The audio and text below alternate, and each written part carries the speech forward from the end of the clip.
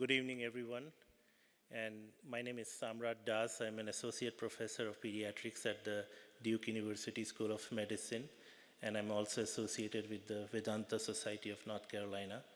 Thank you all for coming in such large numbers to listen to Pravrajika Divyanandaprana ji, who is an eloquent speaker on Vedanta, but most importantly, a true gift of God. I know I'm the one standing between Pravrajika and her speech, but we need to express our gratitude to some people who have really made this event possible. So this event is actually a joint effort between the Duke Chapel, Duke Divinity School, and the Ramakrishna Vedanta Society of North Carolina. I would like to thank the Dean of Duke Chapel and Professor of Duke Divinity School, Reverend Dr. Luke Powery. This event would not have been possible without his inclusive vision. Unfortunately, he could not be here today, but this event is a testament to Duke's vision of inclusivity and diversity. I would like to also mention a few other names who have made this event possible. Sheldon Smith and the tech team, including Mark Kitchens, right at the back, Bob Horn, Tyler Rung, Nathan Dove, Reverend Catherine Lester Bacon, who is going to introduce Pravrajika today, and also Duke Religious Studies Professor Dr. Leela Prasad, who has really advocated very hard to have Pravrajika here. However, so it's the concerted efforts of many of these people that made this event possible today at Duke Goodson Chapel. However, we would not be sitting here without two individuals who worked tirelessly for the last 3 months to make this event happen. They are Ava West. Ava, if you may stand up, please.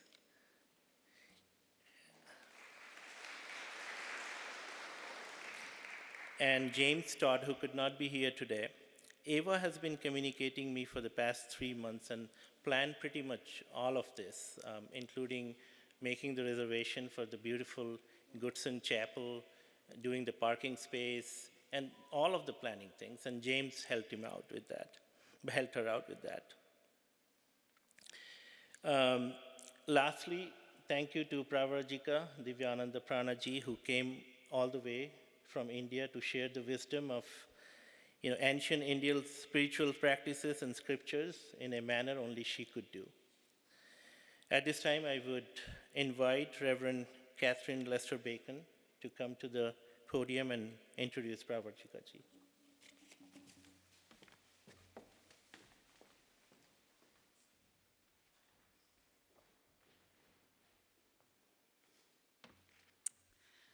I'm honored to be here as the Director of Religious Life at Duke Chapel.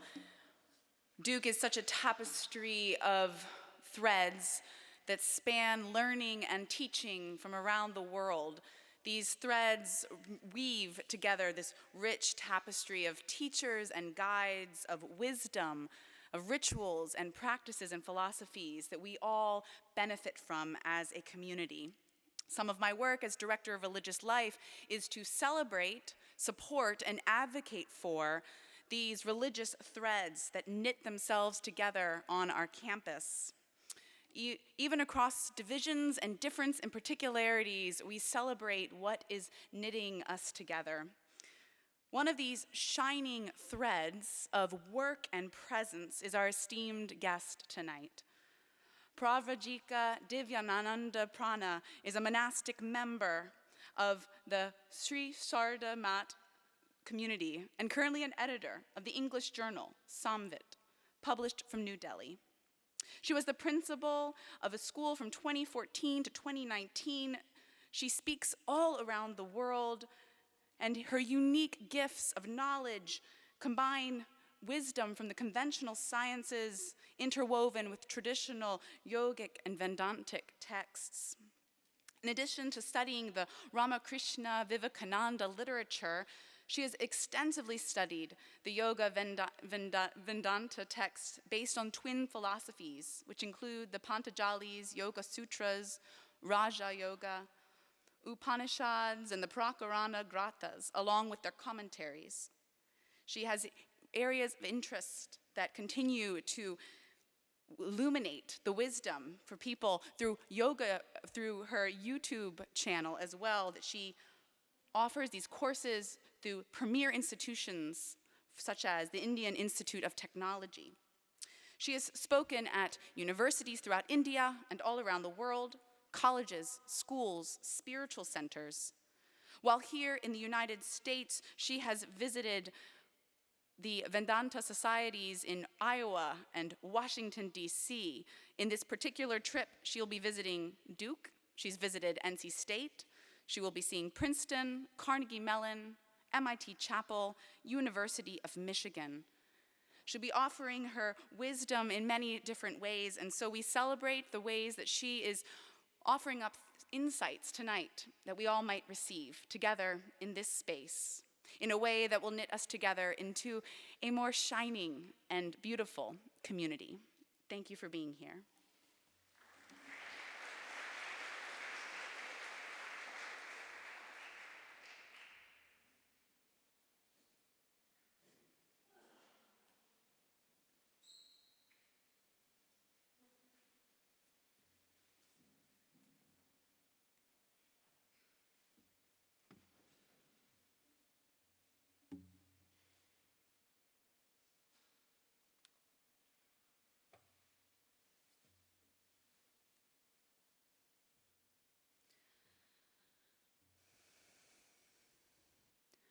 Om Asatoma Sadgamaya Tamasoma Jyotirgamaya Mrityorma Amritam Gamaya Om Shanti Shanti Shanti.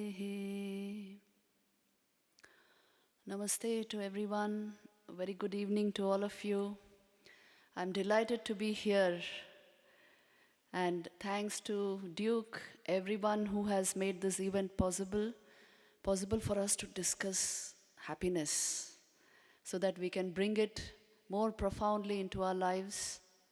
It's really been a wonderful trip which I'm having here in the United States, and to see the interest of so many people in these topics, it's really so heartening. Today we are especially going to decode happiness, make a thorough study of what constitutes happiness. I have been offering Science of Happiness courses at different IITs. I think you know these institutions. They are the premier engineering institutions in India. And the IIT Delhi especially has a course every semester. And I can't tell you the level of interest.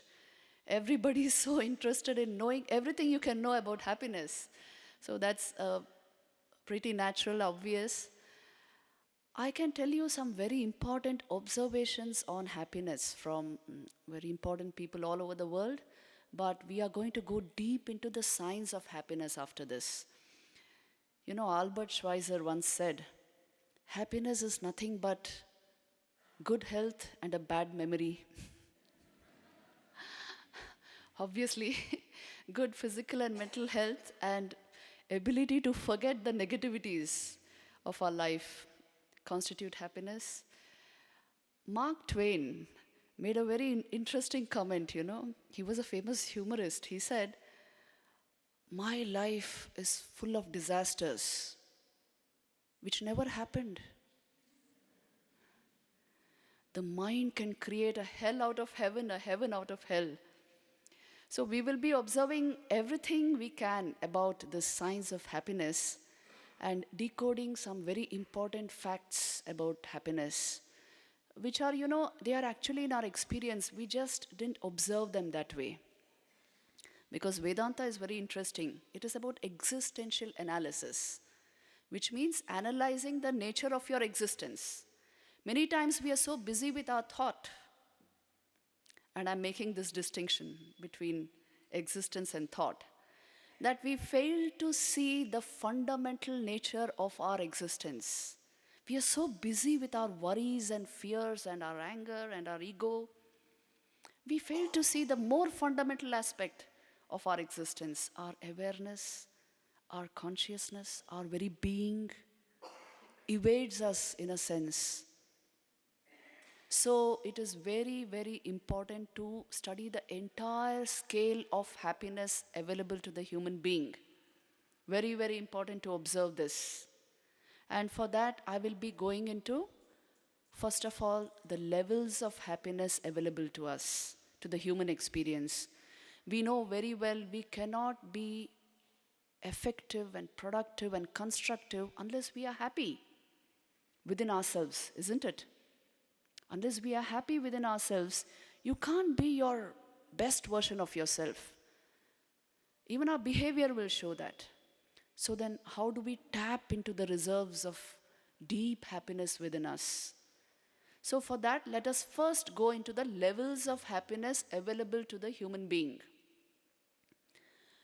Whatever I'm drawing from ancient Indian scriptures, especially Yoga and Vedanta. These scriptures, in many ways, they are quite, if you go to the Patanjali Yoga Sutras, for example, the entire scripture, you can put it on one A4 sheet, all the sutras. But if you go into the commentary on the Patanjali Yoga Sutras, you will find enormous information packed in an aphorism. That's how the sutras are. So there is a lot of knowledge packed into this. Only thing is we will have to remove it slowly, step by step, and see how we can apply it in our everyday life. Yoga throws enormous insights on happiness. So this ladder of happiness, the levels of happiness which I am now going to describe, they are from yoga psychology. The first thing they will tell you is the happiness born of our senses. That's the sense level of happiness. Now, they will tell us this is the very first rung of the ladder of happiness. So we all know these experiences, good music, good sights and sounds and touch and the happiness which the senses bring us. The senses in Sanskrit are called the Jnanendriyas. They give us our cognitive experiences in the sense they bring us information upon which we think, our senses, and they give us the sensate level of experience. So good sounds and sights and everything that we do with our senses is a most welcome way to experience this world. But if you closely observe this level of experience, you will see it is limited. The senses give us a limited form of experience because, let us just take the sense of taste. Suppose somebody gets you a cheesecake. How much can you have it? You can have a piece, maybe a second piece. Just yesterday we had this. And then not more than that. There's a limitation to it. If you exceed that limit, you find the object itself repulsive. And the experience gives a diminishing marginal return. You know that term very well, I'm sure, because it means when you invest of yourself fully into something, over a period of time, it will give you a limited return. The happiness at the sensate level is like that. You can't go beyond a certain point. If you single-mindedly chase pleasure, after some time, you'll find nothing pleasing. I'm quoting from Somerset Maugham, who met Raman Maharshi. Yes, he said this. It's the nature of this level of experience that you can't go beyond a certain point. Now, if I invest my entire understanding and experience of happiness at this level, I will obviously be disappointed. Because, today it has been discovered very well, explained very well in modern psychology, that this level of experience puts you on the what is called the hedonic treadmill. It's a very interesting observation, a very interesting phenomenon. Let me describe it here for you. What's a treadmill? It is meant to give you exercise, but it doesn't take you anywhere, does it? Yes, this level of experience also is like that. It's good as an exercise, teaches you very important lessons, but doesn't take you anywhere. The hedonic treadmill experience is like this. Now, suppose I know that I'm going to get a cheesecake today evening. The anticipation and the enthusiasm I have for the cheesecake, that constitutes a lot of this level of happiness. Once the cake is in front of me and I tasted one piece, maybe a second piece, after that I don't want it anymore. My mind does not stand at that point. It does not get absorbed in that object. The mind will immediately jump to what next? What more is there for me to experience?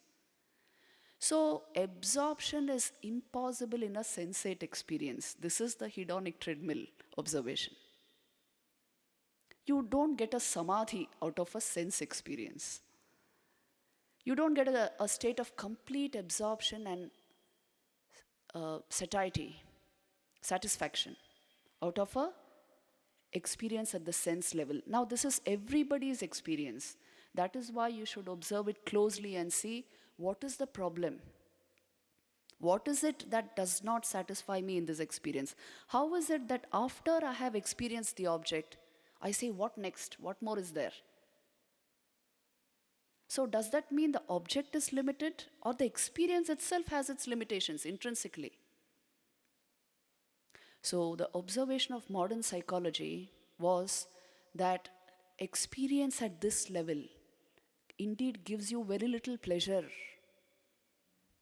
very little joy. But we make a much ado about it. For the simple reason, it's easily available.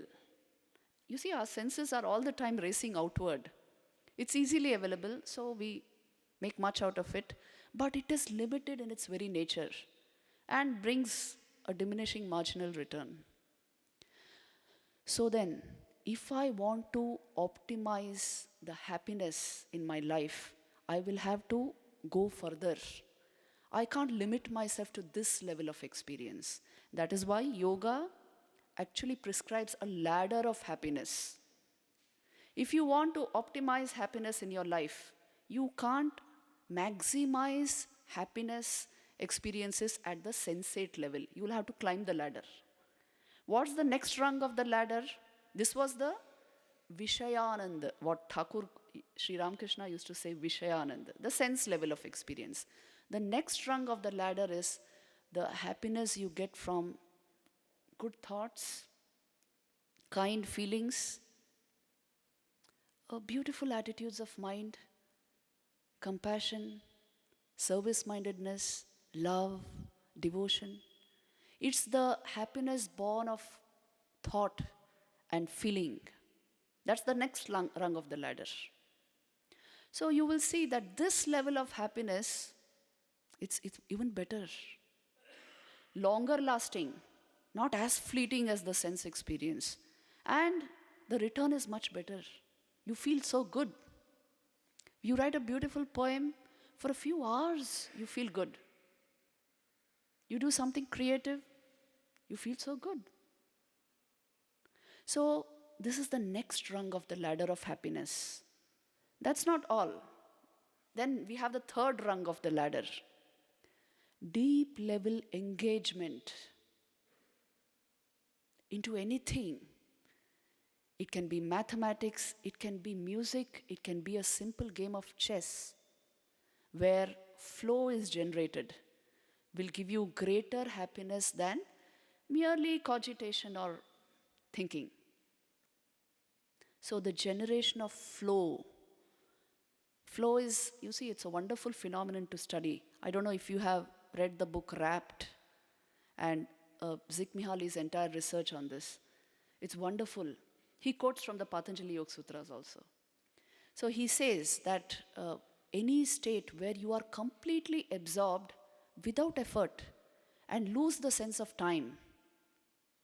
That is the state of flow. It's spontaneous. You are not putting too much effort. There's no stress and strain there. It's spontaneous. It just holds your mind, absorbs your mind. And it energizes you, in fact. After the event, you are energized and it leaves you with a lot of satisfaction. So the experience of flow is the next rung of the ladder. And it's a greater form of happiness. So you see, if you want higher and higher happiness, you have to climb the ladder of happiness and not try to optimize experiences along one rung, which means simply collecting more and more objects, trying to bring in more objects into our life in the attempt to increase our happiness doesn't work. I'm just giving you observations from modern psychology. This is not my theory. And the whole point is this, that you see, just trying to bring objects because I have 4 cars, but my neighbor has 5. So I must have the 6th one. This doesn't work when it comes to happiness.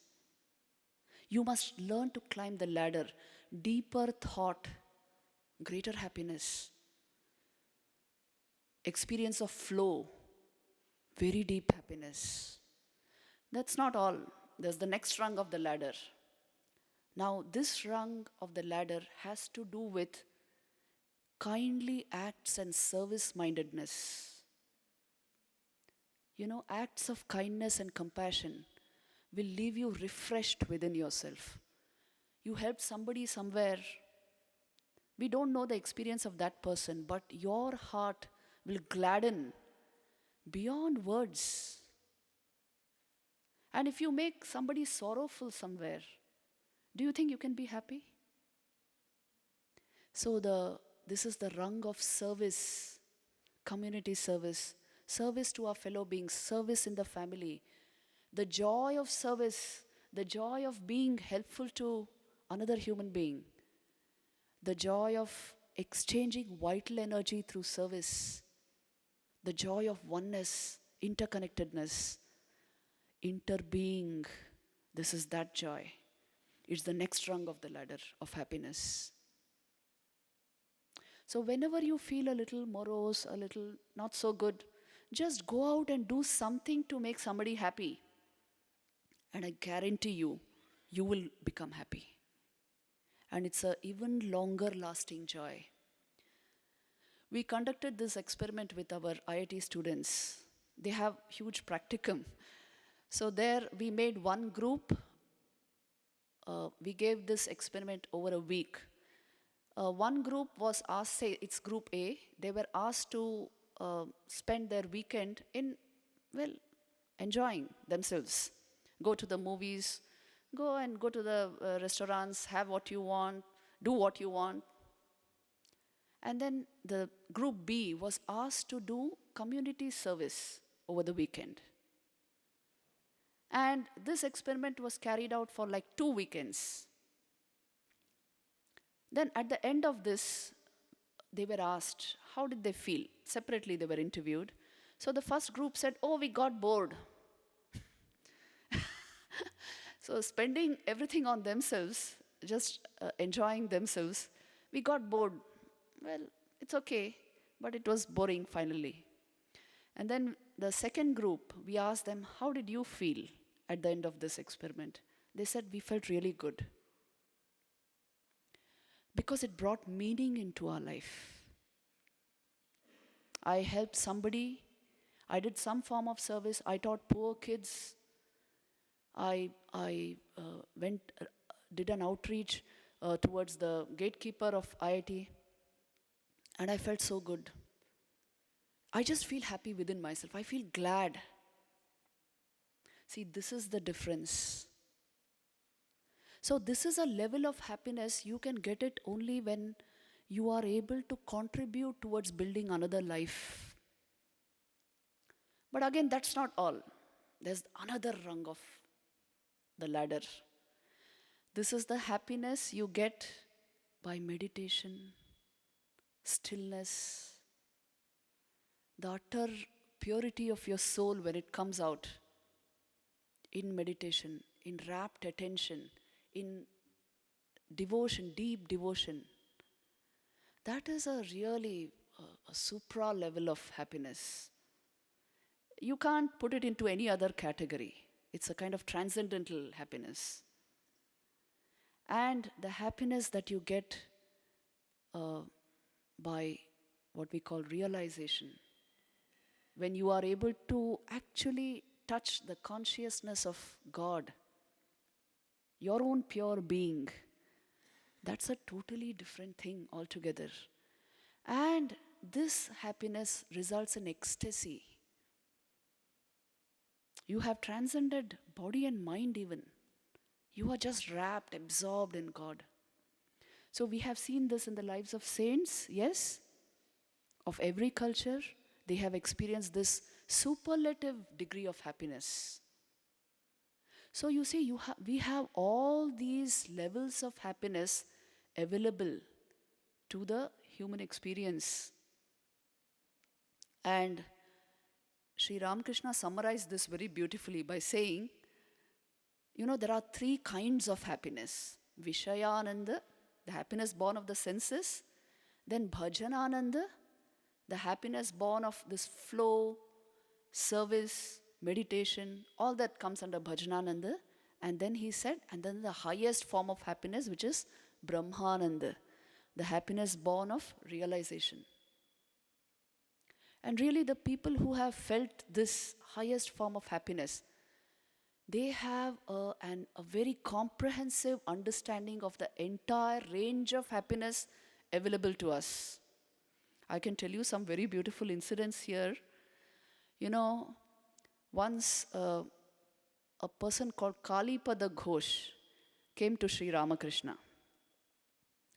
And he was a terrible drunkard, always given to drink. He would drink 5-6 bottles a day and couldn't live without that.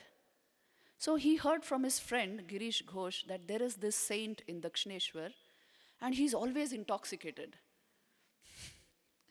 So he thought, well, let me go and see what is this. So he came and then he shamelessly sat before the master and said, can you make me also like that? Always intoxicated. And Sri Ramakrishna said, but I drink no ordinary wine, no ordinary alcohol. And Kalipada said, oh, is it the special British wine? Do you have that? Can you give me a little? And then the master said, this is more than that. It's so powerful, you won't be able to stand it. Even British wine is insipid compared to the intoxicant I have. Then he said, give me a little, make me intoxicated all my life, that is all I want. And then Sri Ramakrishna went ahead and touched him, touched his heart. And this man went into Bhava Samadhi, with tears rolling down his eyes, for hours and hours.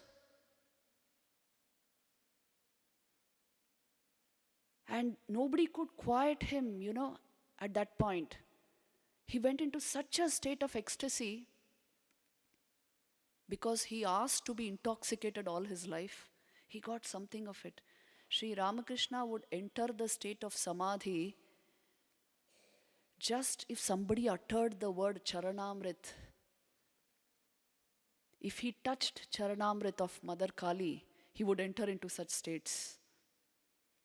The least suggestion of God consciousness, he would enter into such states. You have read his life, many of you, so you know it. He hardly needed an excuse to go into Samadhi. And what bliss he radiated. In that state, whoever came into his proximity, it was an infectious bliss. They would simply catch that and enter a similar state. Just looking into his eyes would put people into that state.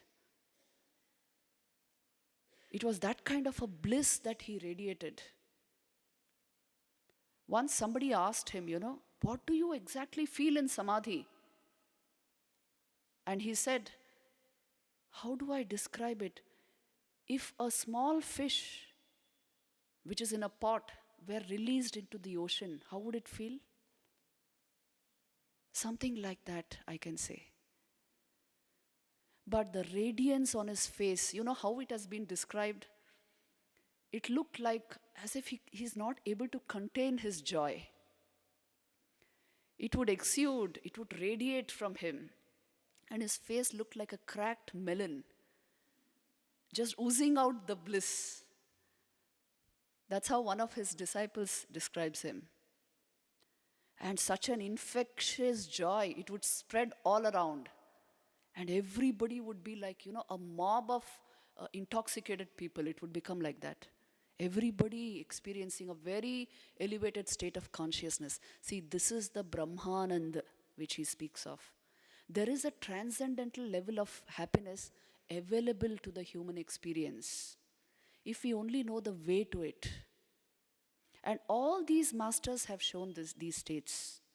The Buddha, when he would walk for a radius of 2 miles, people would know the Buddha is around.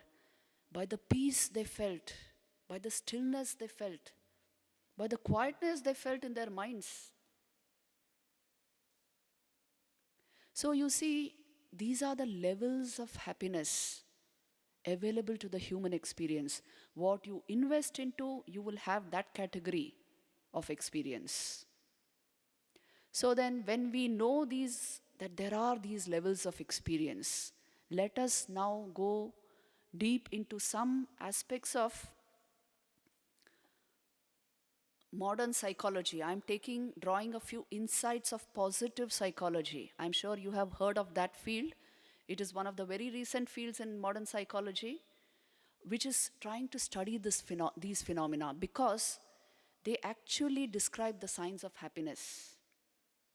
It is the theory of well-being that positive psychology focuses upon. So the word positive psychology was coined by Martin Seligman, as you know, in 1998.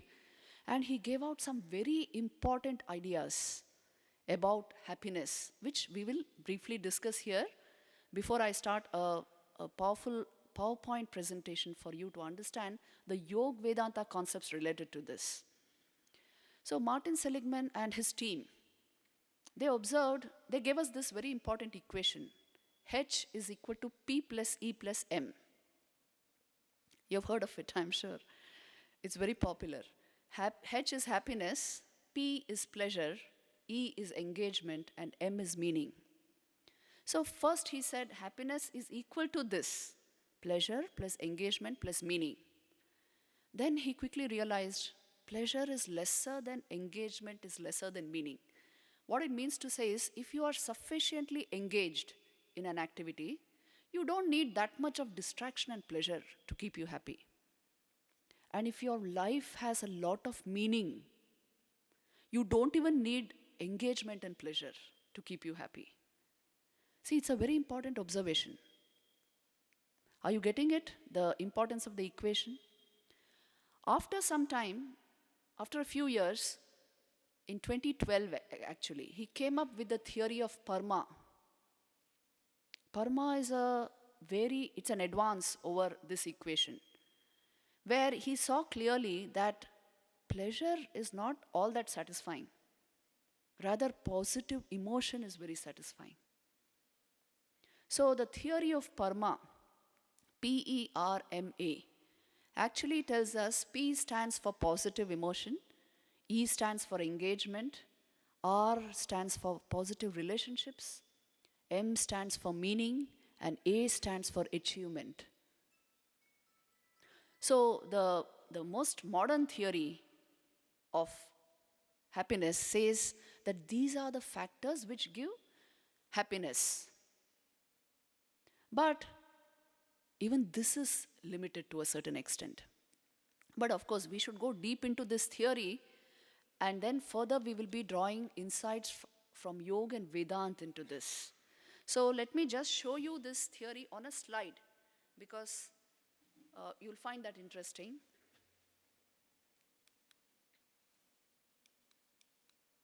Look at this, Seligman's Perma Plus model. What I told you just now.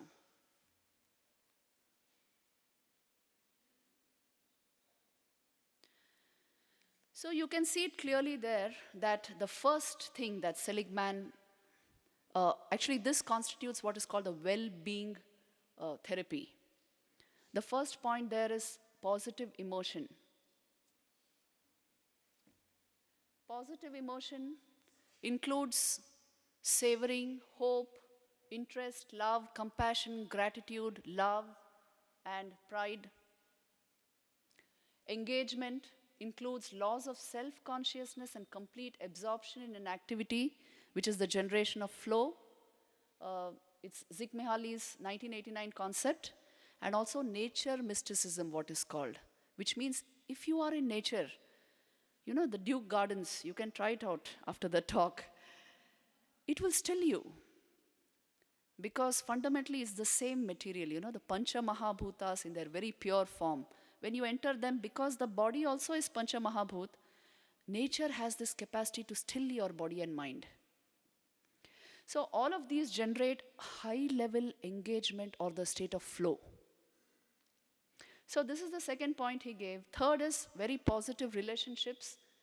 It prevents cognitive decline. There's sufficient research on all this. And strong social networks provide strength and better physical and mental health. And then sufficient meaning to your life, a meaningful life, will compensate for everything else, you know. Will give you a lot of happiness. If life has no meaning, and especially after retirement, that's disastrous. So to bring meaning into your life, at least you must explore these higher dimensions of happiness. And then achievement, a sense of contribution, accomplishment, provides flourish and well-being. And he observed, just as the good life is something beyond the pleasant life, the meaningful life is beyond the good life. So adding sufficient meaning and purpose to our life is key to happiness. So it's a very important observation, please see. For those of us who are in the ordinary plane of consciousness, this is how we proceed towards the higher aspects of happiness. So all these are important factors to bring a level of flourish into our inner being. And then the plus stands for something very interesting. You see, he even pointed to this. The plus in PERMA includes optimism, nutrition, physical activity, and sleep. These are important for well-being, obviously. Focus on strength and resilience and ambiguity tolerance, especially in our workplaces.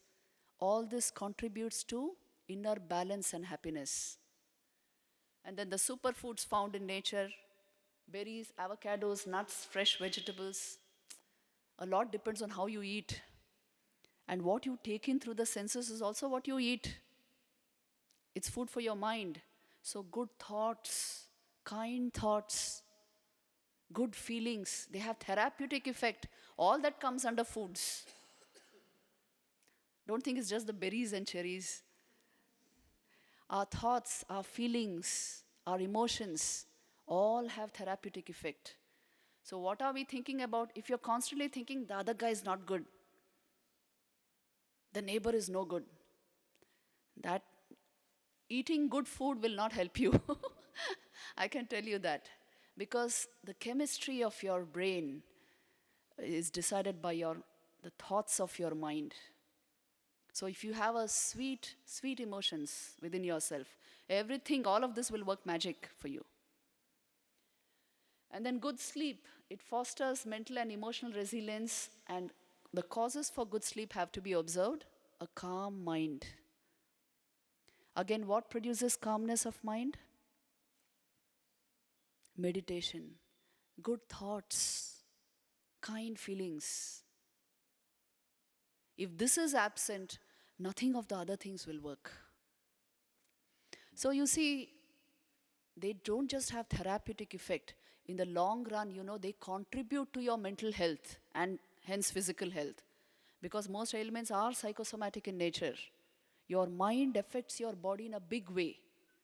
So taking care of our thoughts and All these factors which he outlines is very, very important for happiness in life. Then let me give you the simple habits of happiness, which are very important. Many times, they are so simple, we just wave them.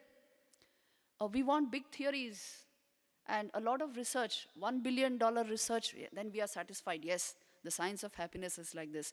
But let me show you this slide, the simple habits for happy living. This will guarantee your happiness. The first is physical exercise. Steve Jobs said, the 5 greatest doctors are sunlight, fresh air, water, food, and sleep. Steve Jobs said many interesting things, actually. He gave us the iPhone. He didn't give it to his children. He didn't give it to his kids. Because, you know why?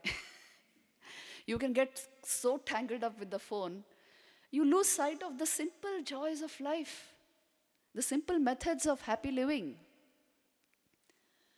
Then appreciation and savoring. This is a very important concept. See, without gratitude in life, there is no happiness.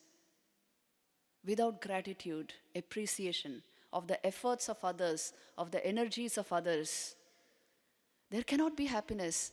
Savoring is a very important concept in positive psychology. It means you really feel the goodness of the heart that did that act. You must savor it. Take time to savor it. Don't wave it. Don't jump over it. That will bring positivity into your life. So gratitude for a simple plate of food to come before you. Think about it, how many people have worked. Right from the farmer who sowed the seeds.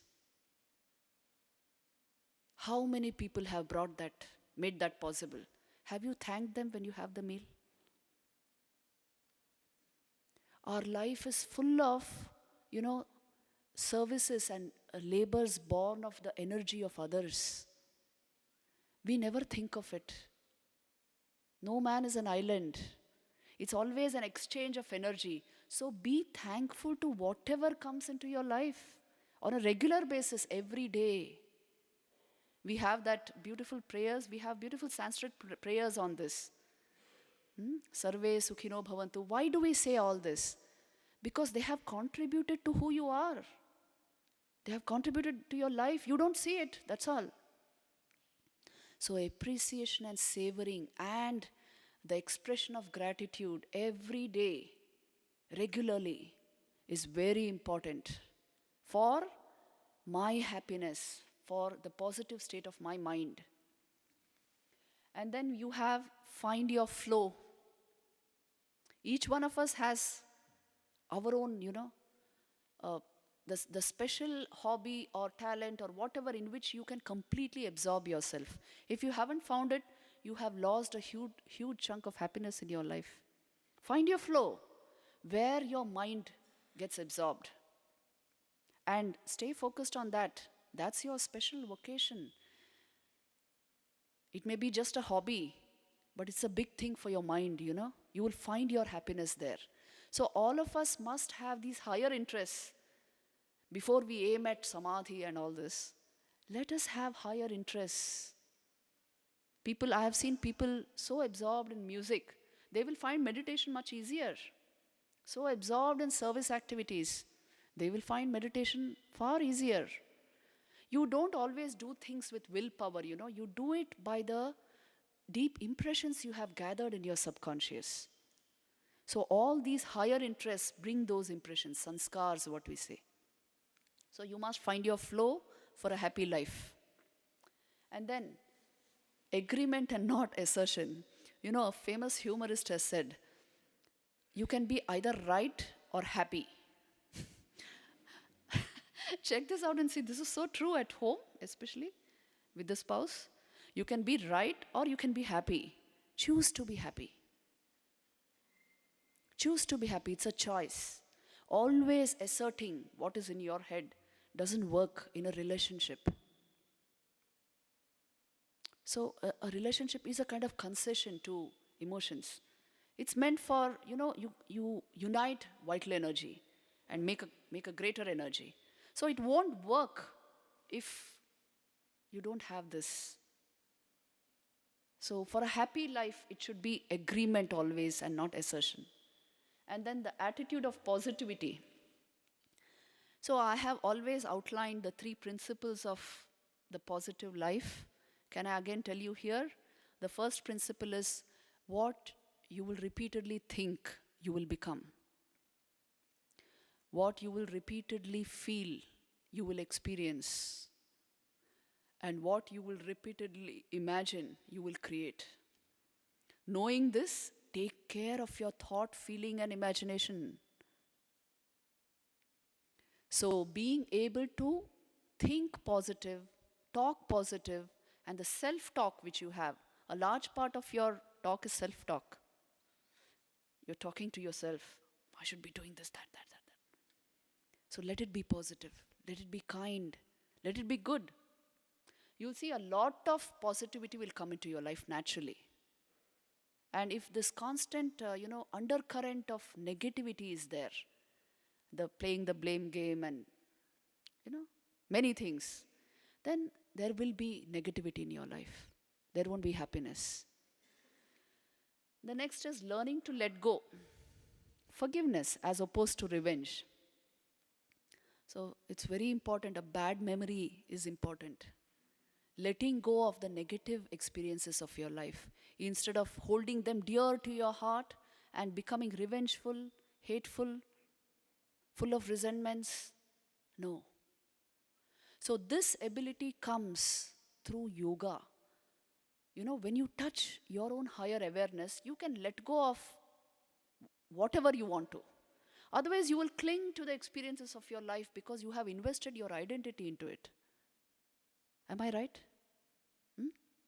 Some guy is good because he did this for me. Some guy is bad because he didn't do something for me. Or he did something else. So this thing constantly happening in the mind will come to rest if my sense of myself changes. This is what I'm trying to say. If your awareness comes to the forefront, you will let go of your worries. You will let go of this desire to pay back, take revenge. Doesn't befit us because it will lead to very negative states of mind. So ability to let go comes with meditation. It is very important for your happiness. Otherwise, you will be carrying a huge burden in your head, a burden of worries and fears and anxieties which you can't overcome.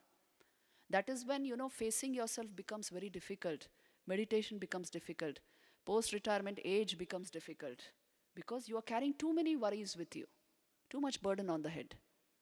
So learning to let go is very important for a happy life. Boosting your neuroplasticity with right thinking. So I think we did discuss what is neuroplasticity. Your brain actually changes its structure and neural connections as per your learning, as per your cognitive experiences, as per your thoughts. So take care of what you think. I told you thoughts actually have therapeutic effect on your life. So you know what the word aura means. It means the mean value of your thoughts. That is what you will be radiating. All your thoughts put together. So if thinking is not correct and positive, life cannot be positive. Remember, life does not create thought.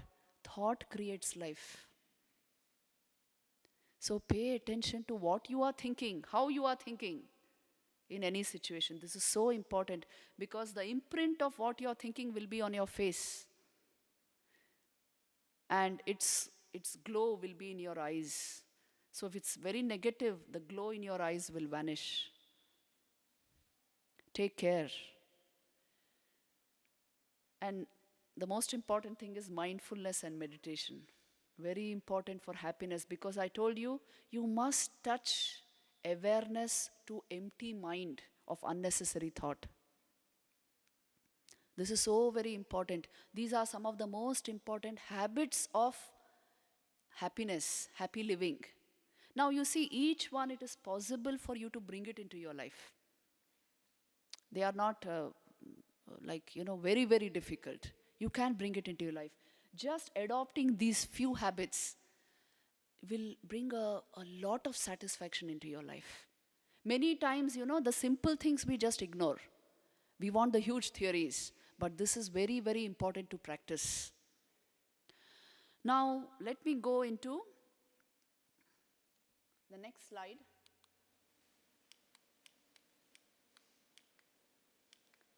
Relationship psychology. This is so very important because, most of our mental health issues can be traced to emotional insecurities. Am I right? Yes? The high going on within us, emotional insecurities. All of our mental problems are related to that. So it is very important to know relationship psychology. It is one of the fundamentals of emotional intelligence. It is being taught in a big way in Indian universities also, seeing how we are messing up with our emotions. And that's how messing up with our relationships. And then always playing the blame game. Always blaming the other. And trying to escape the real stuff, trying to escape the change we can make in our lives. And this is happening in such a huge way. I don't have to give you the statistics of divorce and all that. It's happening in such a big way that we are losing on emotional intelligence. The analytical intelligence is developing very high, but emotional intelligence, unless you develop emotional intelligence, you will not remain intelligent for long. Please know this. And the most important thing you should know here is, this is totally spoiled by the blame game, relationships. I can give you a few examples here. This is an old joke, actually. There is this lady who's always complaining about her husband. Always. She takes the least opportunity to say something about him, say something bad about him. So one day she is talking to her friend. She's talking to her friend about her husband. And she tells her, do you know, for years I wondered where he spent his evenings. For years I wondered where he spent his evenings. One evening I came home early and there he was. He was right there. She was going around too much. So when you play the blame game, the truth comes out. In relationship psychology, the first thing you have to learn is stop this blame game. Stop it entirely. Don't blame, because every person, every individual is a soul in evolution. He is passing through his evolutionary phase and you are passing through yours. So you must stop this to understand the gravity of any situation. Otherwise, it's only an exchange of words and a depletion of your energies, that's all. And another thing people use to, somehow manage their emotional insecurity is they fall for the innumerable gadgets we have invented today to keep our minds busy, because we don't want any in-depth research into all this. The mind is, in a sense, very, very negative or morose to be able to do any real meditation or research. This is the case with many young people also. And so the addiction to mobiles, the level of addiction that you find even among engineering students in IITs and all is tremendous. And that is why this constant tendency to keep talking of something or remain engaged in something, it will only produce unnecessary thought and worries in your mind. And this has become so big. There's another joke on this, which let me tell you that. And then I'll go into this. This addiction has become so big that we really need to observe it to understand how the breakups are occurring. There is this man who's on his phone for long hours every day. When he picks up his phone, it's for an hour. He speaks for 1 hour. And his wife always gazing at him and, what is he talking about? He's, too worried and restless he has to keep talking something. So he's always engaged on the phone. One day it so happened, minimum he would speak for an hour with anybody. One day it so happened he spoke only for half an hour, one fine morning. And she said, "What happened today? Only half an hour?" He said it was a wrong number. Half an hour on a wrong number. This is the overflow of the mind and the negative thought process. You see, something you have to keep doing, busy with something or talking something in order to keep yourself somehow balanced. It's a very sorry state of mind. So you see, this emotional insecurities build up to create such states. And that's why you must take charge right from the beginning. How to overcome emotional insecurity? By understanding this relationship psychology. Relationships are meant to enhance vital energy in your system and not deplete them. If you are depleting them, better pay attention to your relationship. Better pay attention.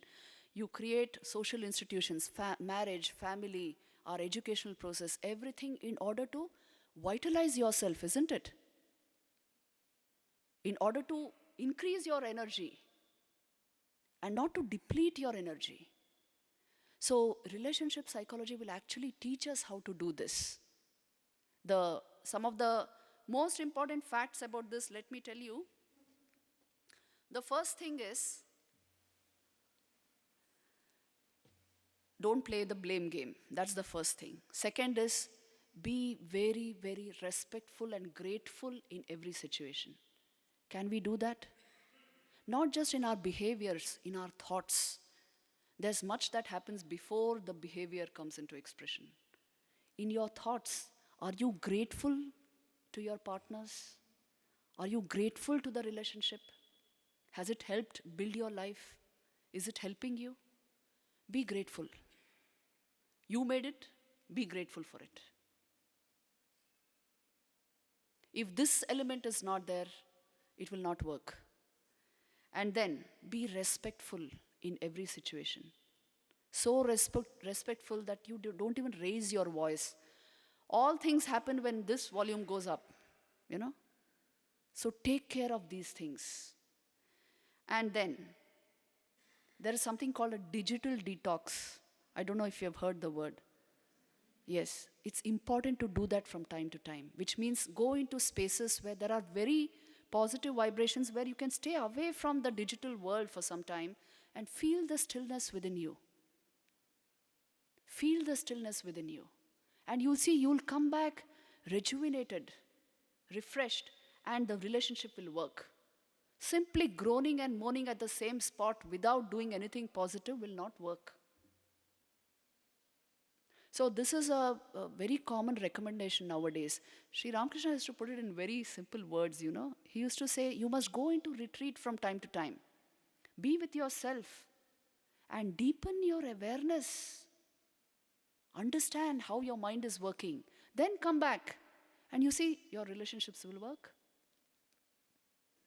So these are very important practical steps, because the social institutions which we have created are very, very important for the future of humanity. Our upcoming generations depend upon them. And so don't play with them. We should not be playing with them. Committed relationships will enhance vital energy. Uncommitted relationships will deplete vital energy. So the gain or the loss is our own. See, I've put it all there. But here by relationship is meant all interaction with colleagues, parents, friends, and partners. Committed relationships will enhance your vital energy. Uncommitted relationships deplete vital energy. And so the value of social institutions. They were created and maintained over centuries with a lot of thought and understanding behind them. And today our generations want to play with all this. So take care. Cognitive science and behaviorism, behavioral psychology today and cognitive sciences today entirely teach relationship psychology. Because if you lose on emotional intelligence, everything else will stop. It'll flop. If you don't have a balanced, integrated emotional life within yourself, which actually gives you a lot of energy, nothing else will work well for you. So take care of this. This is why this slide was introduced. It's a very important thing. But let me tell you, a whole lot of this depends upon the clarity and calmness of your mind. Any relationship will work, emotional intelligence will work if your mind is very stable within itself. If it's totally unstable, how do you expect your interactions to be very positive? You may not be wanting to create all the mistakes and the confusion, but they'll happen. So that is why meditation is the key to this. What is meditation? Bringing your awareness into the forefront so that your thought world recedes a bit. You are deeply aware, concentrated, and on something holy when you meditate, you imbibe those virtues, those qualities, and you have become more aware than identified. This state, you can use this state magically in all situations of your life. So deep awareness actually contributes to your happiness. Deep awareness actually contributes in a big way to your happiness. But we don't see this. See, this is the problem. The indices of happiness in Yoga Vedanta are very interesting. Now I will go deep into this subject. What are the indices of happiness in Yoga and Vedanta?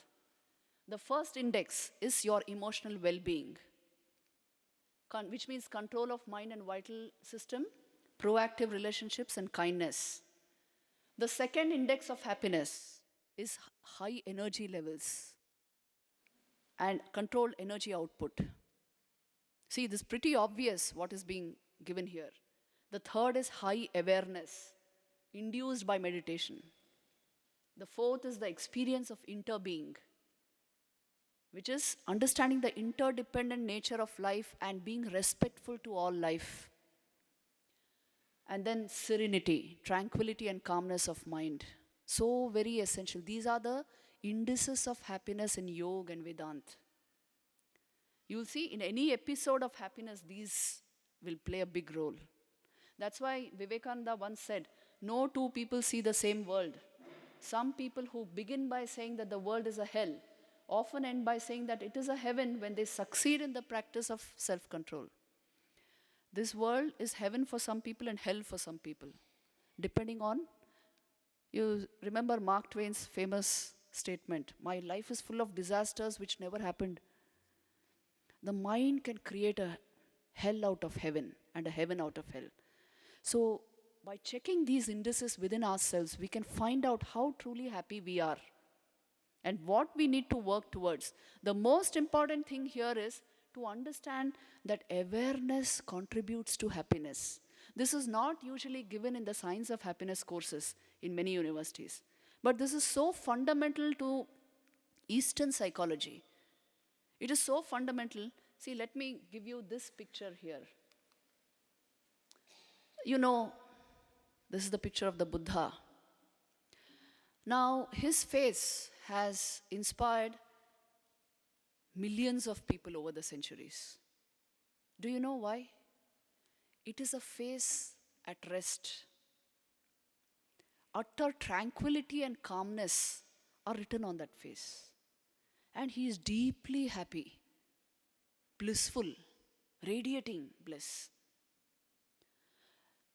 Let me tell you a very interesting incident. What constitutes the mind of a Buddha? How is he able to generate this state? See, it is said that when the Buddha, this actually happened, this incident is there in record. When the Buddha had his enlightenment experience under the Bodhi tree, he was completely in a state of absorption for many days. After a few days, he came gradually he came into normal consciousness, and then he would go out of that place only for begging his food. He would go out every day and then come back and just, rejoice in himself, rejoice in the state of pure consciousness. And he just didn't want to leave that place. So he found a village close by. Once a day he would go there, beg his food and come back. So one day he went to the village and he saw a potter working at his wheel. And he came to that house and held his begging bowl. And the potter didn't even see him, didn't notice him. And he just saw somebody standing there. And he said, "Oh, I haven't prepared anything today. I have no food for you. Please go further." And then Buddha went to the next house and received his food, the rice, whatever they gave him, and quietly walked back into his forest. Now, this potter's son immediately ran and came there and said, "Father, do you know? The Tathagata came this way." Many people saw it. The Tathagata came this way. Obviously, he must have come. And the father said, "What? Yes, he came begging for his food today. He came to our street. He must have come to our house." And then the father was in tears. "The Tathagata came to my home. I didn't even look up to his face. I said, 'Please pass on.' I didn't offer him food. What kind of a man I am?" And he dropped everything and rushed into the forest to find him. Now, in the meanwhile, the Tathagata had gone to his place of meditation, sat down there, and it was already dusk. So it would soon be dark. And this man, the potter, searched here and there and couldn't find. And then with tears in his eyes and crying, weeping loudly, he returned back home. And he told his son, "Tomorrow we'll go deep into the forest and find him. I have to fall at his feet and ask his forgiveness." So the next day he again started out, and he came to the Bodhi tree. He found the Tathagata sitting there in the state of deep meditation absorption, exuding bliss, exuding a level of happiness which could be felt by these people from that distance. And then he came and fell at the feet of the Tathagata and said, "My Lord, forgive me, forgive me. I didn't realize you came to my home. I didn't offer you food. I'm not fit to be a human being. Forgive me." And the Tathagata opened his eyes and said, "What are you talking about?" And he said, "Why, you came to my house yesterday?" The Tathagata said, "I do not know yesterday. I do not know tomorrow. I never think of the morrow nor of the past. I am only in the now. I have only touched the deepest level of awareness. I don't even recognize what fault you have made. This is the mind of the Buddha. How can there be negativity in this mind, tell me?" And then this man looked up and said, he saw clearly that this is something divine. He said, "My Lord, are you a god? Are you an angel?" The Tathagata said, "No, I am the awakened one. I have awakened to the depths of my being. I have awakened into full awareness." This is what I'm trying to say. Awareness contributes to happiness, to the stability of your mind. If that has not come to the forefront, you will not know happiness. You will still keep thinking objects will make me happy, people will keep me happy. So it is important to somehow get this connection into our deepest self. That is why meditation. That is why the importance of yogic practices, Vedant, the importance of all this lies here. It will put you into touch with your true being. To be involved in some silly process of thought, being carried away by some worry and fear, this does not befit us. Because that's not our real nature. So this level of happiness, the Brahmananda, that level, can be manufactured in every life by deepening your awareness through meditation. This is the most important takeaway from this presentation. I will show you one more very important slide on this. The conclusions of yoga. See, there's a lot of information packed into this one slide. So let me explain it out.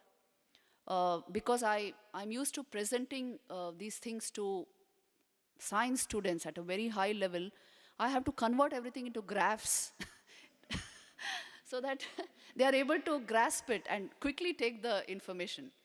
So you see, the first graph, A, is showing us the normal state of our mind. There is a baseline of happiness in every mind. Your moods fluctuate around it. When good things happen, you are on a high. When bad things happen, you are on a low.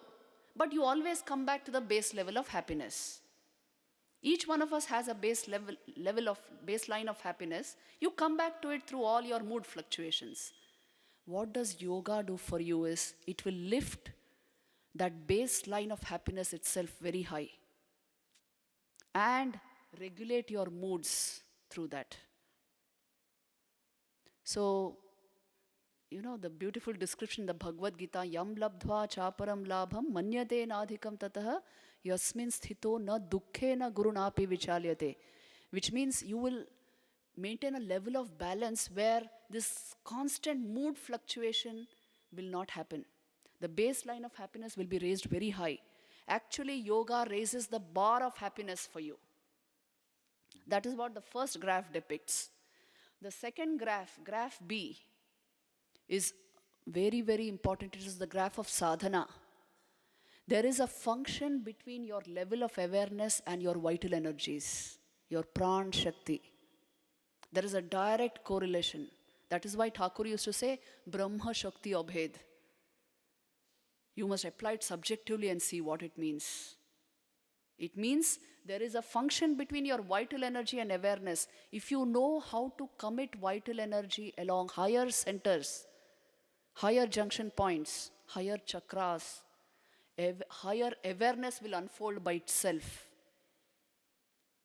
So this is a kind of yogic tantric paradigm for understanding how to unfold awareness. I'm sure you have heard of this chakras. In the internet you find whole lot of all sorts of information on this. But let me give you the most important points here. See, there are junction points where you can concentrate vital energy in your body.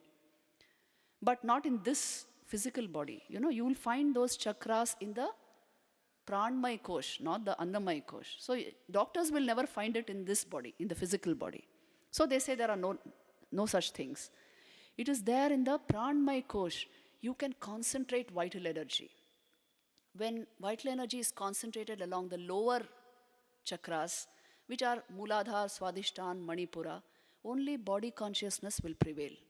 So your idea of happiness is just sense pleasure, because only body consciousness is there. But when vital energy is raised to the heart center, the anahata, then you see the light of awareness. You will understand awareness contributes to happiness. And you get free of body consciousness. The body does not rule your mind. So also as you commit vital energy to the higher levels, after anahata is Vishuddha, Agnya, and of course Sahasrar, higher and higher unfoldment of awareness takes place. Body consciousness will just drop. See the life of these masters and you will understand this. So it's a very important paradigm to understand. There is a way of unfolding awareness, culturing awareness. You can do it by meditation. Even if you don't know this, see, we may not know the electrical connections in this room. Only the electrical engineer knows it. But I'm using the light, isn't it? I'm using the electrical equipment. So also through meditation, you can unfold awareness even if you don't know all this theory. But essentially you should know your vital energy and awareness have a direct relationship, a function. As you raise vital energy, you will awaken into higher awareness. This is what that graph depicts. Graph C is the most important one. It will tell you that your happiness and awareness also have a function. In fact, your happiness is nothing but an exponential function of your awareness. So the more aware you are, the more space your mind has to breathe. The happier you will be. And the lesser the awareness, the more worries and anxieties and negativities will take away your energies. Are you getting this point? The more aware you are, the happier you will be. Happiness is an exponential function of your awareness. And if there is very minimal happiness, some thought or the other will be carrying you away all the time. You have lost yourself. So this is what these graphs depict. And that is why these are the conclusions of yoga.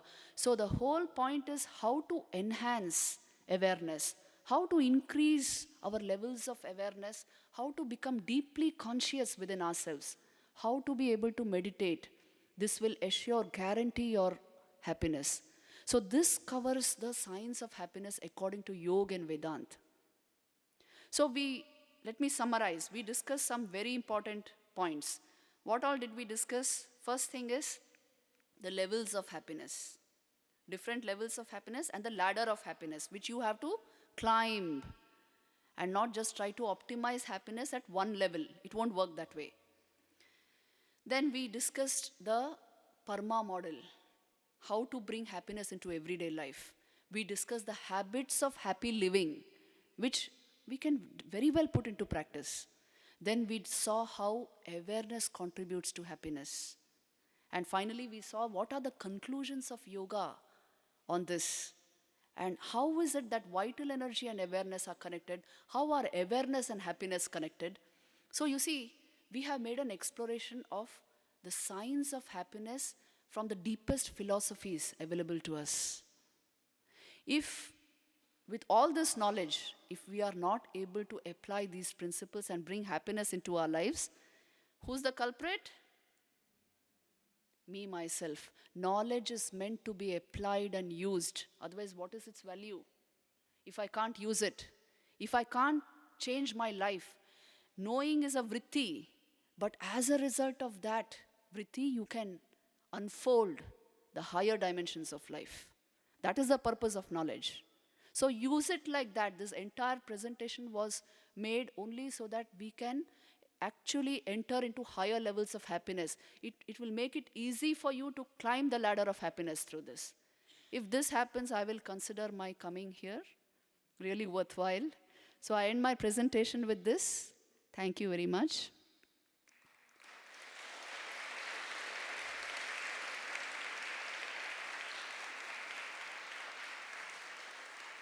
Hello, hello, hello. Yeah, thank you, Mataji, for that enlightening talk. We'll be taking some question and answers. If you can keep your questions very short and focus, and one question per person so that we can get to as many questions as possible. Just wanted to tell one more thing. We are very fortunate because this talk, Decoding Happiness, this is something Mataji has given for the first time. Yes. So very fortunate.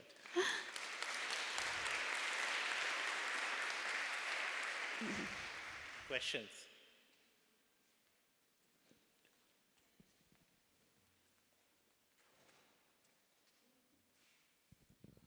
Mataji, Pranam. Among the 4 yogas, like Raja Yoga, Bhakti Yoga, Jnana Yoga, and Karma Yoga, which one you practice in what order and proportion and why? Thank you. Actually speaking, we practice all the 4 yogas, but one will always predominate. So you are asking me personally in my life? I was deeply interested in Vedanta and Yoga from a very young age. So it's Jnana Yoga and Raj Yoga. But not that I don't practice Bhakti. You know, Bhakti is the mother of all this because I can't tell you how they are interconnected and related. Nobody exclusively practices one yoga. You have to use all this because you have all these faculties of thought, emotion, will, the meditative tendency, work tendency. We have all this. So you have to practice all the yogas together. But in my life, always it was Jnana Yoga and Raja Yoga. Yes.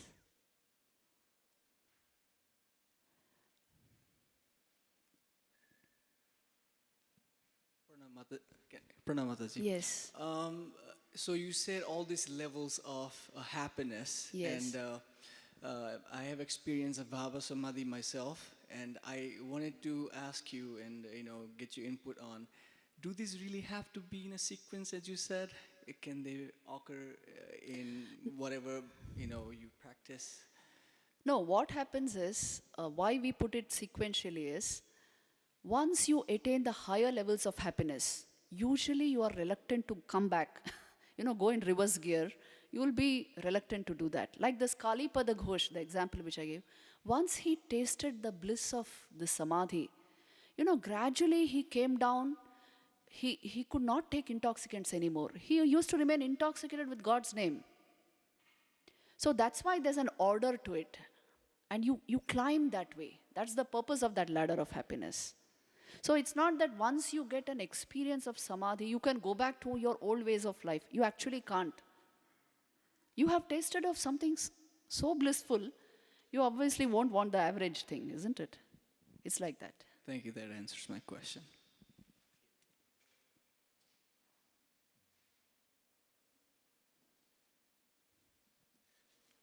Pranam Mataji.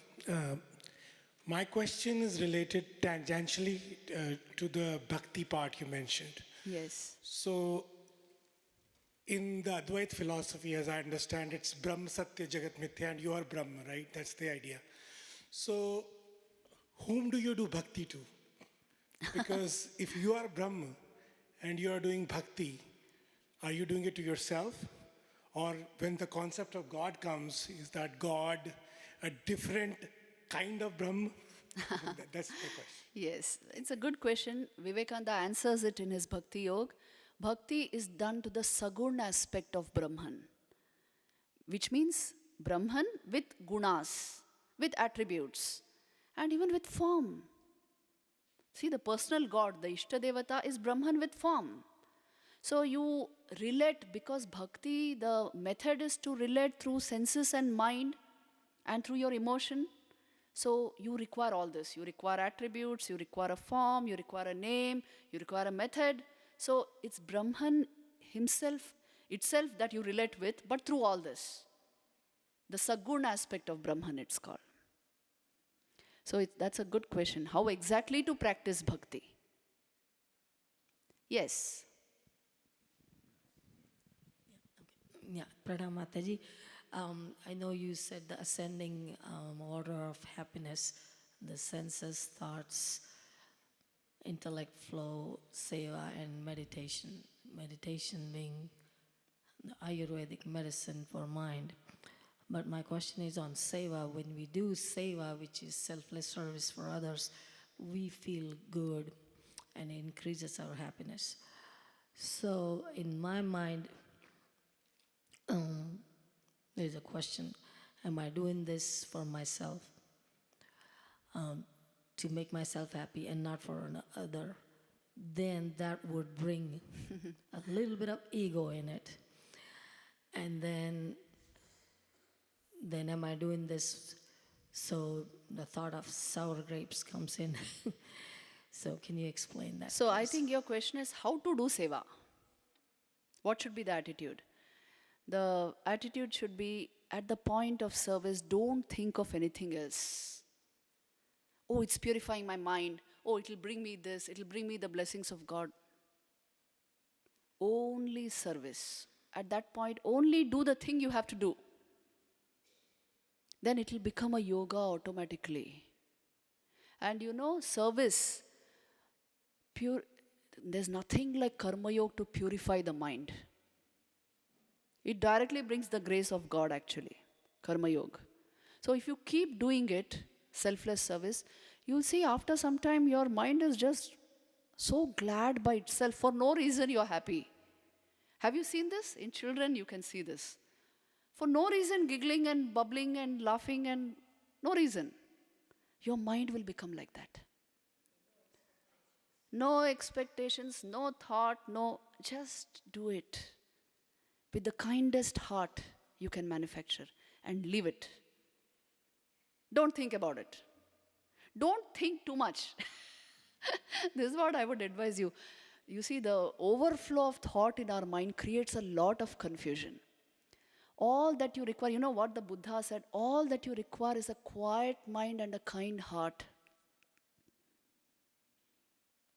And a clean conscience will give you more happiness than all the joy of philosophy.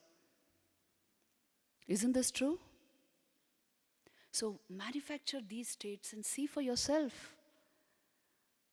Life is beautiful when the heart is happy.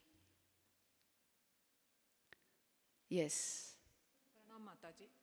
These are very valuable life lessons. I have a question.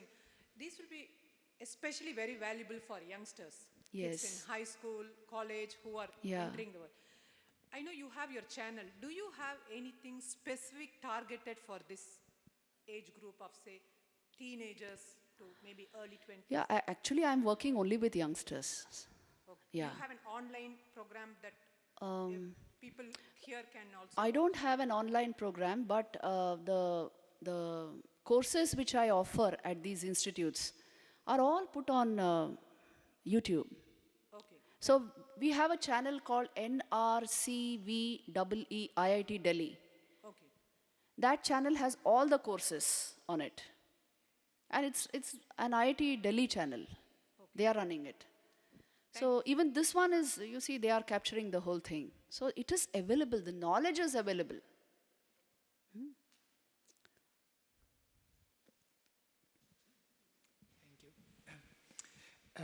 You said that if you are in the presence of a person who is in this very high state of consciousness, Yeah. it also comes to you, right? Yeah. Could you show us, like here in this room? Can you I'm demonstrate? seriously interested to know. See, I can Thank tell you. you. Yeah. I can tell you this, that meditation is perfectly possible in a holy ambience. Have you felt it? The importance of consecrated spaces is this. When you are in the proximity or in the company of a holy person or a holy ambience, a place of worship, which we already are in, this is the Duke Chapel, you will find a different vibration there. The mind will remain calm. And the thoughts which come into your mind will be tinged with something of the atmosphere there. I saw all of you very concentrated during the presentation too. Yes. So I think the vibrations make a huge difference to the mind. As long as the mind has not become completely still, you can feel the vibrations of the place. So do you want to do a silent 5-minute meditation just to feel this? Would you like to do? And then we'll continue the Q&A after that. Come on, sit straight. Let's feel it.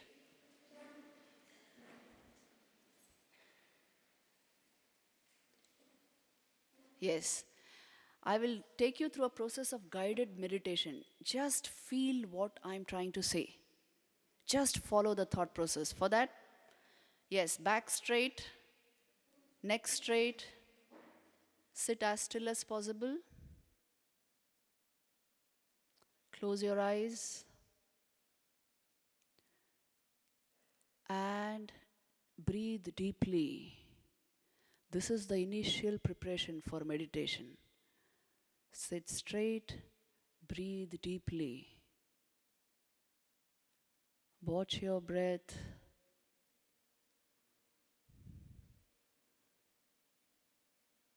Deepen it.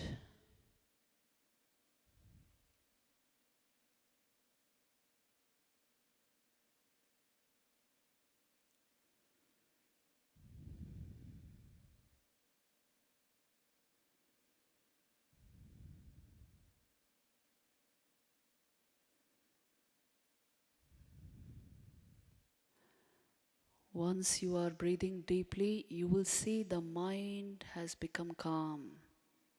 Look at the magic of this. Deep breathing is equal to calm mind.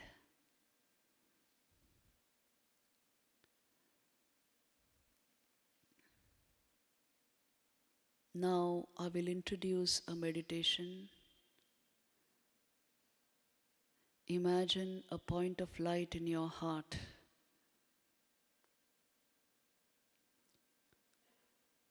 Imagine this strongly. This is the light of your awareness. Identify with it.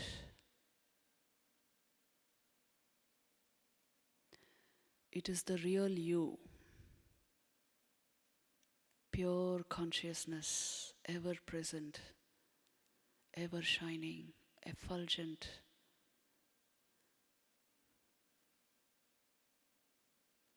Source of all your activity and thought and everything. It is of the nature of pure existence, consciousness and bliss. You are this.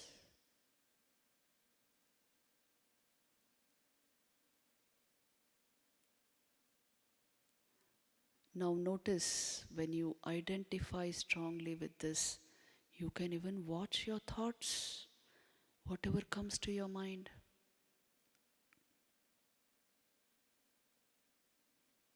So now you have made mind objective to your being.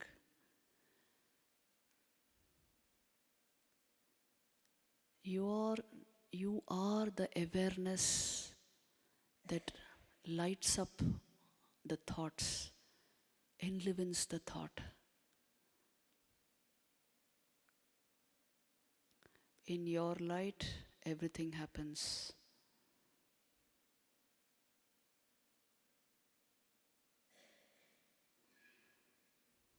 Also, please notice your thoughts come to a standstill when you watch them.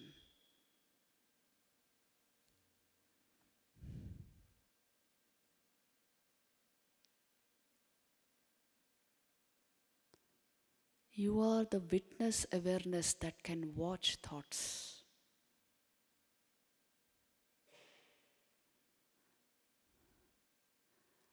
Also, please see, there are no 4 tracks running in your mind just now. You are bereft of thought.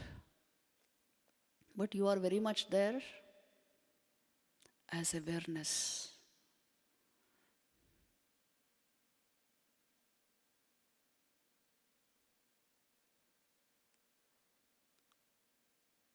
This I sense is of the nature of being, not of the nature of your thoughts.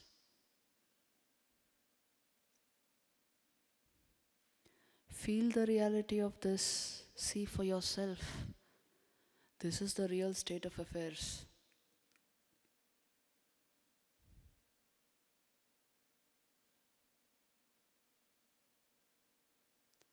Stay as you are, as awareness. And from here, you can handle everything. Your mind, your thoughts, your emotions, everything.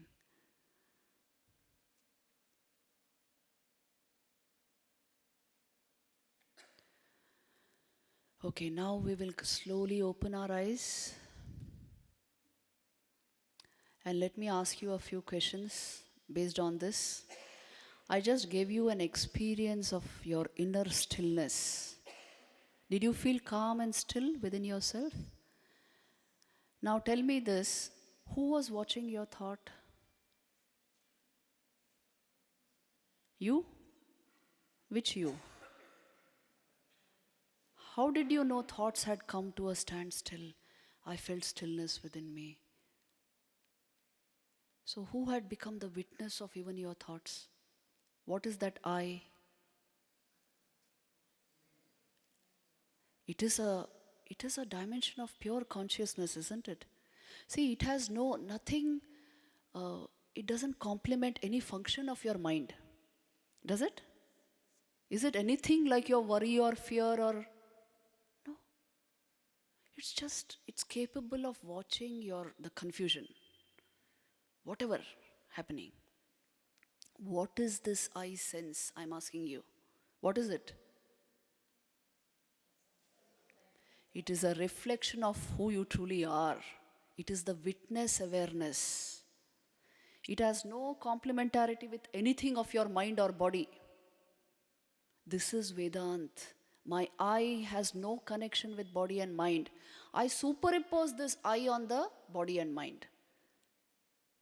See, your thoughts don't claim an I, nor does your body. It's working like a machine. But I say I am the body, I am my thoughts. It's all my doing. So, in my real nature, I'm quite apart from this. I'm functioning through it, that's all. The thoughts are mine, they are not me. The body is mine, it's not me. I am the pure awareness that enlivens this system from within. Don't you feel the reality of this after a meditation like this? This is Vedanta. Vedanta depends on yoga, the practice of meditation. Feel the silence and stillness within you, and you will see your real I is quite different from the ways of your mind, the habits of your mind. So, I am the body idea has really no basis in truth. Your personality is assumed. But you want it that way, what can we do? You must function through as a personality. You should not become the personality. Because you can never become. You can only be as you are. Just like, we are wearing masks. You must be able to put the mask down, isn't it? So you're wearing your personality like a mask. Personality means mask in Greek. Persona means mask. But if I can't put it down, what a disaster that would be. So put down the unreal and stand up for the real within you first. And then you can handle mind and life, everything. Okay, any more questions?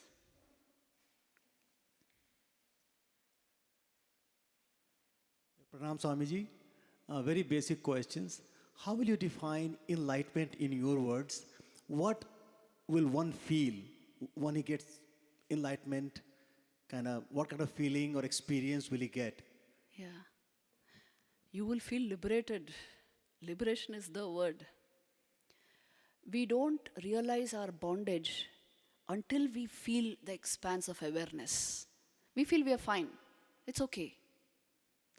Somehow I have to make peace with the mind and manage my confusions. It's okay. Only when you touch awareness, pure awareness, you feel liberated. You really feel an expansive consciousness. So then we understand how miserable we can be and still manage with it. That's why, ignorance is called bondage. And freedom is liberation. Mukti. And it's only in your mind. It's bondage and liberation are in the mind, not in your soul, not in the Atman. That's ever free. I thought I was body and mind. That's my problem. And I thought I was my personality. I'm so big. That's the problem.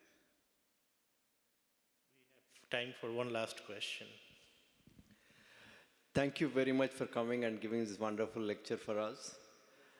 And I'm just following on that question. As you said, you express or explain to all the young generation, some of us more technical or mathematical people cannot understand the liberation. How can you quantify that in a, like example, if I see myself, I'm happy, blissful, helpful, all that. But I always have this question, how can I know that I am that there? That's the question. Thank you very much. So, for all the mathematical people, you can quantify awareness. You can quantify happiness today. There are techniques to do that. I don't know if you have heard of the PANAS scale. It's a scale to measure your level of happiness. It's called positive and negative effect schedule. And you can quantify even awareness. You know how There was a experiment conducted in New York University a few years back, somewhere I think in 2009. So Tibetan monks given to long periods of meditation where they tried to study the brain scans of these monks, so taking the third person perspective, and they studied fMRI scans of the monk in meditation. What did they find? They found high level gamma radiation from the brain with distributed phase symmetry, and the monk himself gave a self report. Yes, he said, I clearly feel the clarity of my awareness. It's a felt clarity, and he even rated it on a rating scale from 1 to 9 as the meditation proceeded. So, what do you say to this? You can quantify subjective experiences. Meditation is a process where you become, you are the witness of everything. So, you even see the clarity you are experiencing. You can feel it. It's a felt, vivid clarity. And these two, the first person perspective and the third person perspective, when you combine, you have neurophenomenology, which is the modern method of research for subjective experiences. So you mathematical people have to admit that you can quantify subjective experiences. Pranam Mataji. I'm thinking about the habits of happiness that you described and how they require willpower to develop. Yeah. Can you speak about developing willpower? Yes.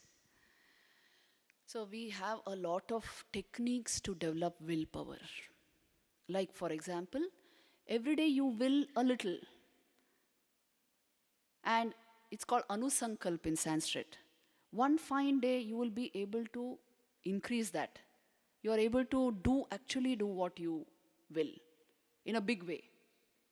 You can do big things. Tomorrow I will, from today I take the anusankalp to meditate 15 minutes a day. After 6 months you will be able to meditate for an hour. This is what I mean. This is how you can increase willpower, but more important than increasing willpower for meditative practice is generating the sanskars required for the meditative practice. What do I mean by that? Sanskar means mental impression. If I have strong tendencies towards the meditative life, strong mental impressions, which means for a long time I have practiced calmness, kindliness, stillness within myself, naturally the meditative state will come easily to me. So these mental impressions for the higher life have to be created. You know how Vivekananda defined character? He said it is nothing but a bundle of sanskars. The entire bundle of your mental impressions is what constitutes your character. Not just how you behave. We may have very polished behavior, but the entire bundle of our sanskars actually constitutes our character. So generating the sanskars for the higher life is the most important thing. And that is what yoga psychology concentrates on, unlike behavioral psychology. You're getting the point? So willpower, yes, try to develop it using techniques, but also develop the sanskars for the higher life. When we lead a good, very, sattvic kind of life and gear our energies towards higher goals, we develop the sanskars for the meditative life. That will help us a lot in practices like this. So I think we have gone a long way. Thank you very much, Mataji. Can we have another round of applause for Mataji? And all good things have to end. So is this evening coming to an end.